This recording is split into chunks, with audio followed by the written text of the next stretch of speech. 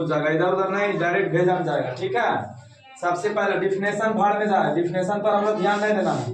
देखो जाति क्या है, जाति मतलब भाई जाति होता है, जादव जाति, लोहार जाति होता है नहीं, तो जाति जिससे जाति, अब लोहार में क्यों लोहार के जाति कहेंगे, जाति में बहुत से आते हैं है कि नहीं, तो जाति कहता है कि जिससे जाति का बोध हो, जिससे जाति का बोध हो, जाति का बोध होगा। तो जाति के हमको ध्यान रखना है कि जाति के बात है जेकरा में बहुत सा हो।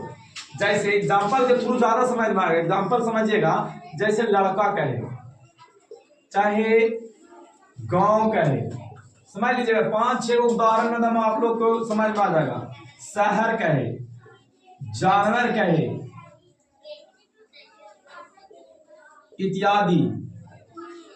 अब देखना है लड़का है, हम बोलेंगे लड़का, लड़का में कौन लड़का, राम है, श्याम है, अंगरा है कि मंगरा है कि बुधना है कि शनिचरा है, कोई खास लड़का का नाम हम बता रहे हैं। लड़का में तो सब लड़का आ गया, लंगड़ा लुल्ला बहरा अंधरा सब है कि ना है।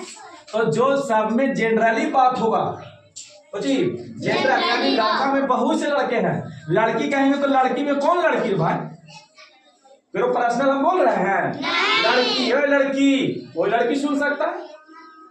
तो जो जिसमें सभी का बातचीत हो, मेरे जरा में बहुत सा हो, सीधा ध्यान देना, गोरा में बहुत मनी हो, चाहे वस्तु के हो, चाहे नाम, चाहे शहर के नाम हो, चाहे कुछ के भी नाम हो, अगर बहुत मनी होकर अंदर में आ रहा है तो समझो कौन संज्ञा होगी, जातिवाचक।